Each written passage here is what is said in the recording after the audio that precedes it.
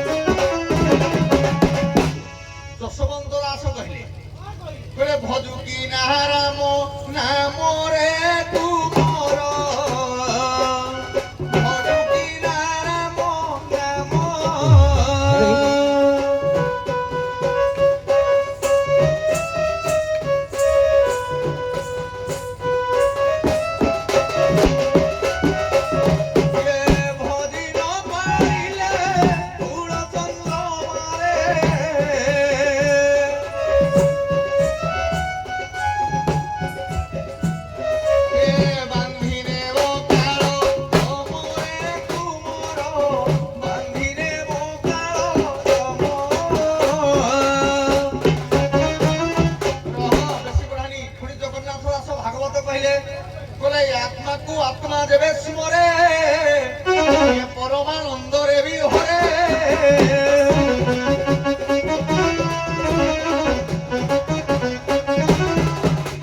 Hello आपण किए दी जण? आज्ञा प्रथमे जीव और परम डाकुचंती काहाकू ना ब्रह्म को डाकुचंती। ये घट मध्यकू आस आस पारा जोड़िक मोर पिंड रे बस खाइबा को देबी तुमको मु ब्रह्म सदस्य।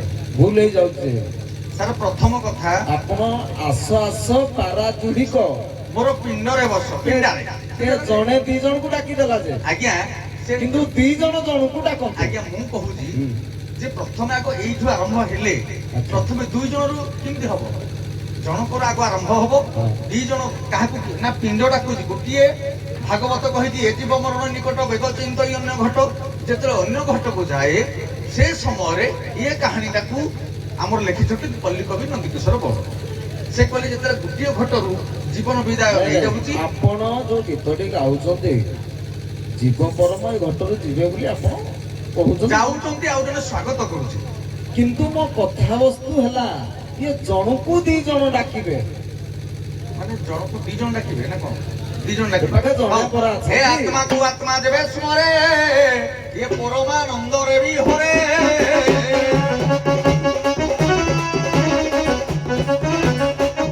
ଆରେ ବାବୁ ଇଏ ଆତ୍ମାକୁ ଆତ୍ମା କିଏ ନା ଗୋଟିଏ ହେଲା ନିଜ ସ୍ୱ ଆତ୍ମା ଏବଂ ଗୋଟିଏ ହେଲା ଜୀବାତ୍ମା। ପରମାତ୍ମାକୁ ଡାକୁଛନ୍ତି ଆସ ଆସ ରଙ୍କର ତନ ବ୍ରହ୍ମ ତ୍ରିମନ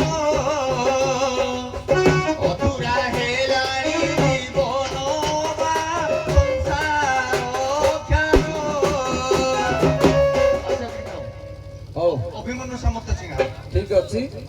ଏଇ କୋଡେ ଜୀବ ପରମ ସେ ଆସିଛନ୍ତି କାହାକୁ ଡାକୁଛନ୍ତି ପରମାତ୍ମାକୁ। ହଉ ଆସ କଣ କହୁଛ କୁହ ଏଇଠୁ ପ୍ରସଙ୍ଗ ନିଅ। କଣ କହିବି ମୋ ପ୍ରଶ୍ନଟା କଣ କହିବି? ଗୋଟିଏ ନାଭରେ ଜଣେ ବ୍ୟକ୍ତି ବସିଛି। ଗୋଟିଏ ନା ବଡ଼ ସେ ଡାକିଲେ ଦି ଜଣ। ଏପଟୁ ନାଭଟିଏ ଆଣିଛନ୍ତି ଦି ଜଣ। ହଁ ସେ କହିଲେ ଶରୀର ଗୋଟିଏ ନାଭ। ହଁ ଏ ଶରୀର ନାଭରେ ଜୀବ ପରମ ଡାକୁଛନ୍ତି ଏ ପକ୍ଷରେ ଥିବା ପରମ ବ୍ରହ୍ମକୁ। ହଁ ତମେ ଆସିବ ଯଦି ଆସ, ଯଦି କଣ ଅସୁବିଧା କୁହ। ମୁଁ ଯିବି ନାଇଁ କି? ଶୀତ ହଉଛି କି? ଶୋଇପଡ଼ିଥିଲି ଟିକେ। ହଁ କୁହ। ମୁଁ ଯିବି ତ ସେ ଡାକିଲେ। ତମେ ଆଇବ କି ନ ଆଇବ ମୁଁ କହିପାରିବିନି। ହଁ ଚଲ।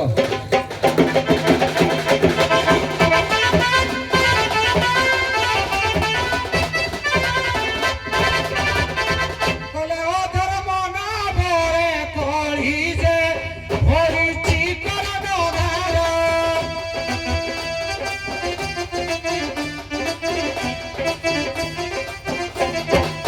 କାମିନୀ କାଞ୍ଚନ କାମରେ ନାବତୀ ସେ ସୁନ୍ଦର।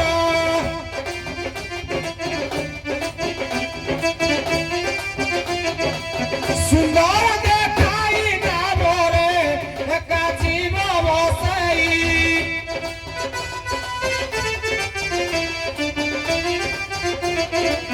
ଅଧା ନଦୀରେ ହେଲା ବେଳେ ଗାଏ ଦେବ ବୁଡ଼େଇ।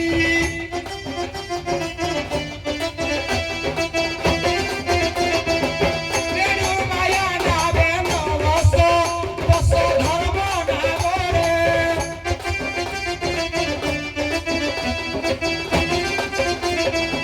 ସର୍ବେ ଏକାକାର ହୋଇବ ମରୁଜ ହି ସ୍ଥାନରେ।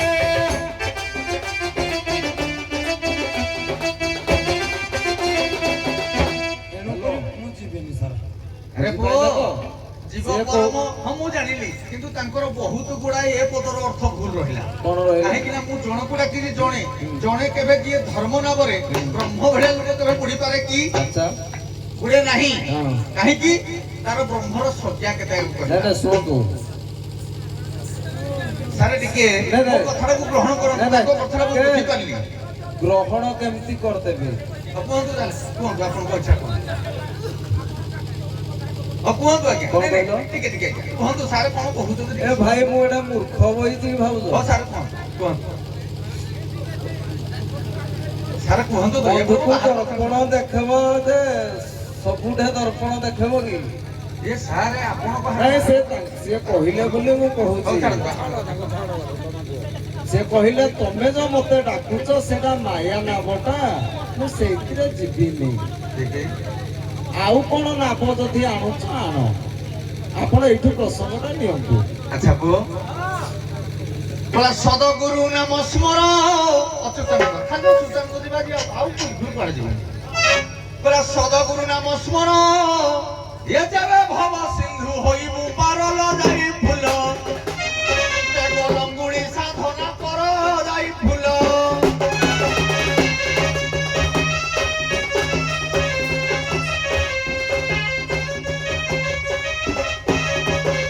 କିନ୍ତୁ ହେଲେ ଆମର ଆଉ ଗୋଟିଏ ପଦ ଲେଖା ହେଇଛି କଳି ଭାଗବତରେ। କହିଲେ ଗୁରୁ ହୋଇବେ ପଣ ପଣ ଇଏ ଶିଷ୍ୟ ନଥିବେ କରଣ। ଘରେ ପୁଅ ମାୟା ଠାକୁର କହିଲେ ଇଏ ମାୟା ଶରୀରଟା ଭିତରେ ବାସ୍ତବିକ ଠିକ। ସେ କହିଲେ ଯେ ମାୟାଟା ଏ ନାଭରେ ବସିବି ନାହିଁ। ଇଏ ମାୟାଟାକୁ ତିଆରି କଲା କିଏ? হ্যাঁ তো বাক্য তুই রক্ষা কর সত্য নুহে সৌদা কর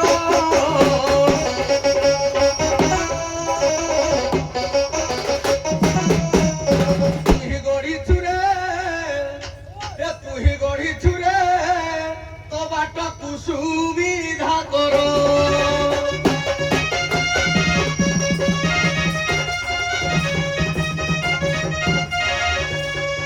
ইয়ে ব্রহ্ম ঠারু যত ব্রহ্ম ঠারে লীন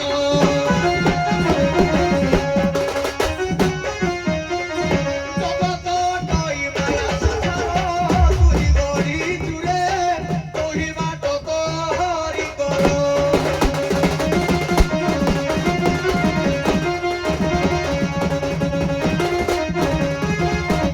ଆଜ୍ଞା ଯିଏ ବିଚିତ୍ରମୟ ସଂସାରକୁ ଗଢିଛି ସିଏ ଯଦି କହୁଛି ନିଜେ କରିକିରି ଇଏ ମାୟା ହେଲା ତାହେଲେ ସିଏ କେମିତି ଯିବ ତା ସୁବିଧା କରୁନି ଦେଲେ ହଉ ପ୍ରସଙ୍ଗ ଏବେ ପଲଟିଲା କଣ ଏ ପାଖେ ଜଣେ ଅଛନ୍ତି ଗୋଟେ ନା ପରେ ଆଜ୍ଞା ତମେ ଡାକ 2 ଜଣ ଆସିକି ଦେଖେ କିଏ 2 ଜଣ ଆସୁଛ କୋଉ ନାପ ନେଇକି ଆଉଛ ଦେଖିବା ଇଏ କେମିତି ମନା କରୁଛନ୍ତି ଆଉ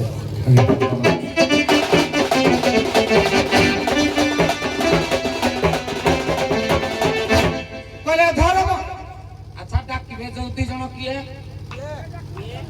ଏରା ଆମ ହରିବଂଶ ନାବକାଳୀରେ ନାହିଁ ଆ କଥା କଟାକୁଟିରା ତ ମୁଁ ଟିକେ ଭଲ ପାଏନି ସେଥିରେ ବି ଭଲ କି ହେଲେ ମତେ ଭଲ ଲାଗେ ଗୀତ ଭିତରେ ପ୍ରସଙ୍ଗ ଚାଲିଛି କମେଣ୍ଟ ଟିକେ ଟିକେ କଲେ ମୋ ମୁଟା ହିଟ୍ ହେଲେ ତ ଚଲାଅ ତେଣୁ ଡାକିବେ କିଏ 2 ଜଣ ରାଧା ଆଉ ଜଣେ ଦୁତି ଡାକିବେ ଯେ ଆସ ମୋ ନାଭରେ ବସ ମୋ ନାଭଟା କେମିତି ମୋ ନାଭର ପାୱାର କେତେ ଯେ ତମେ 2 ଜଣ ବସିବ ତେଣୁ ଏମିତି କଥାବାର୍ତ୍ତା ଟିକେ ବନ୍ଦ କର ଭଲ ହବ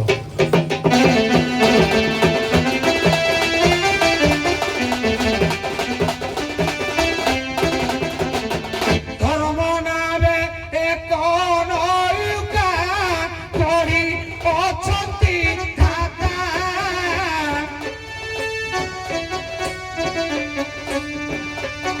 ଧର୍ମ ନାମେ ଯେହି ବସାଇ ତାର ନଥାଏ ଚିନ୍ତା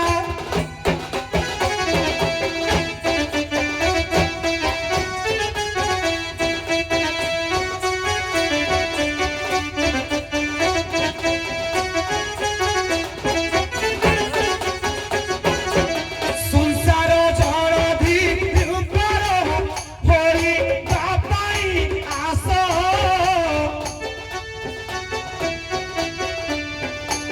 ଗୁରୁ ରୂପରେ କର୍ଣ୍ଣଧାର ହୋଇ ଅଛନ୍ତି କୃଷ୍ଣ ଆସ ବସ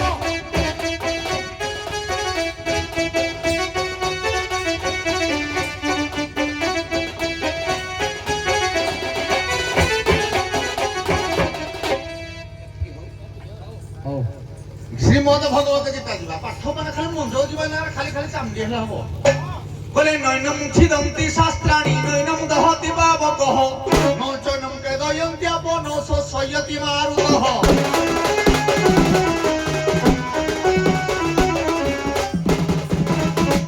କହିଲେ ନୈନମ ଛିଦନ୍ତି ଶାସ୍ତ୍ରାଣୀ ମତେ ଯିଏ ଶସ୍ତ୍ର କାଟି ପାରେ ନାହିଁ ନୈନମ ଦହତି ପାବକଃ ପବନ ମତେ ଉଡେଇ ନେଇ ପାରେ ନାହିଁ ଅଗ୍ନି ମତେ ଜଳାଇ ଦେଇ ପାରେ ନାହିଁ ତେଣୁ ଏ ସମୟରେ ଡଙ୍ଗା ଭିତରେ ମୁଁ ଯିବି ମୋର ଅନୁଶାସିକ ହଉନାହିଁ ଏ ଦ୍ରବ୍ୟ ଗୁଡାକ ଯଦି ପଞ୍ଚଭୂତ ମତେ ଗ୍ରାସ କରିପାରୁ ନାହିଁ ଏ ଛାର କିଏ ନାବେ ମୁଁ ଯିବି ମୋର ନାହିଁ ଲୟ ୟାଠୁର ଧରେ କି ଥିଲଟି ଡାକା ଅପହରିଶୟ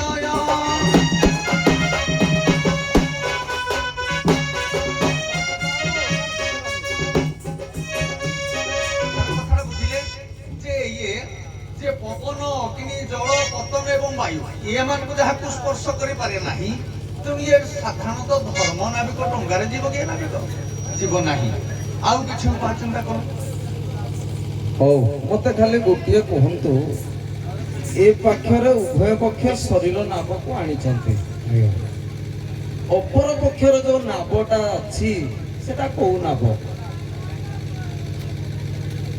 ଗୋଟେ ସାର୍ କଥା ଯୋଉ କହୁଛି ଦି ଜଣ ନାବଟା ସାର୍ ଦେଖି ପ୍ରଥମେ ଏକ ଶୁଣନ୍ତୁ ଆପଣ ପ୍ରଥମେ କହିଲେ ଏପଟେ ଜଣ ନାବରେ ଜଣେ ବସିଛି କିନ୍ତୁ ସେପଟେ ନାବରେ ଜଣେ ଆଗ ପ୍ରଥମେ ସାଧାରଣ କଥା ହିସାବରେ ଯିବ ଗୋଟିଏ ନାବରେ ଗୋଟିଏ ରାଧା ବସିଛି ଗୋଟିଏ କୈବର୍ତ୍ତ ବସିଛି ଆଚ୍ଛା ଏକ କିନ୍ତୁ ଅପର ପକ୍ଷରେ ଜଣେ କେହି ଜଣେ ବାର୍ତ୍ତବ ନାବିକ ବସିଛି ମାନେ ଅପର ପକ୍ଷରେ ନାବିକରେ ତେଣୁ ସେ ଜଣେ କେହି ରକ୍ଷାକାରୀ ହେଇପାରେ ନହେଲେ ବିଶ୍ୱ ନାରୀ ଆମେ ଯଦି ସାଧାରଣ ନାଉରୀ ହେଲୁ ଯଦି କୌଣସି ଜନଙ୍କୁ ପାର କଲୁ ଅପର ପକ୍ଷରେ ବିଶ୍ୱ ନାଉରୀ ଥାଇ ନାଇଁ ମୁଁ ନାଉରୀ କଥା କହୁନି ବା ନାବ କଥା ନାବ କଥାଟା ତେଣୁ ଗୋଟିଏ ଏଠେ ହଉଛି ଆଜ୍ଞା ଦୁଇଟି ନାବ ଆପଣ କହିଥିଲେ ନାଇଁ ନାଇଁ 6 ନାବ ଆସିବ ମୁଁ କହିଲି 6 ନାବ କହିଲେ 6ଟା ଆଜ୍ଞା ଆମର ଏ 6ଟା ଚକ୍ର 6ଟା ଚକ ତ ହେଇ ଗୋଟିଏ ଦେହରେ ଅଛି ଯେ ଆଜ୍ଞା 6ଟା ଚକ୍ର ଯଦି ହେଇପାରେ ଆଜ୍ଞା 6ଟା ଚକ୍ର ଭିତରେ 6 ଜଣ ବାସ କରନ୍ତି ଯେ କାହିଁକି 6ଟା ନାବ ନ ହବ ଗୋଟେ ହେଲା ଆପଣ ଶରୀର ନାବ ଆପଣ ମାନେ ପ୍ରକାଶ କରୁଛନ୍ତି ଗୋଟେ ହଉଛି ଶରୀର ନାବ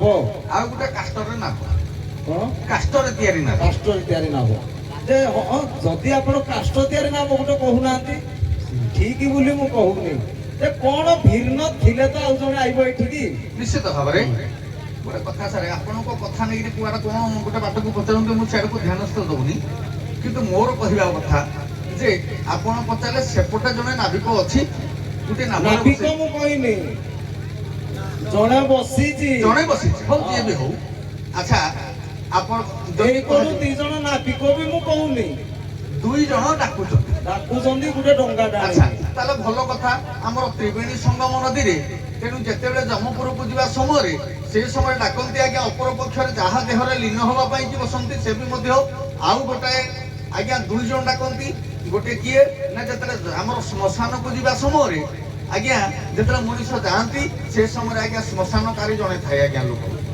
ସିଏ ସମସ୍ତେ ତାକୁ ଡାକନ୍ତି ଆଉ ଜଣେ ମରିଛି ଜଣେ ଡାକୁଛି ଜଣେ ମରିଗଲା ପରେ ତା ଶବର ପରେ ଜଣେ ଡାକୁଛି ଭାଇ ଆସ ଆମ ଶବଟାକୁ ଟିକେ ଦାହ କରିଦିଅ ଶ୍ମଶାନବାସୀକୁ ମଧ୍ୟ ଡାକି ପାରୁଥାଏ এই ପ୍ରକାର ଭାବ ହେଇପାରେ ହଉ ଆସନ୍ତୁ ଜୋରାଗାଡିଆ ସଖୀ ଜୋରାଗାଡିଆ ସଖୀ ଓ ଦେଖିବା ଆଉ କୋଉଠି ଆଲୋଚନା କରିବା ପୁଙ୍ଖାନ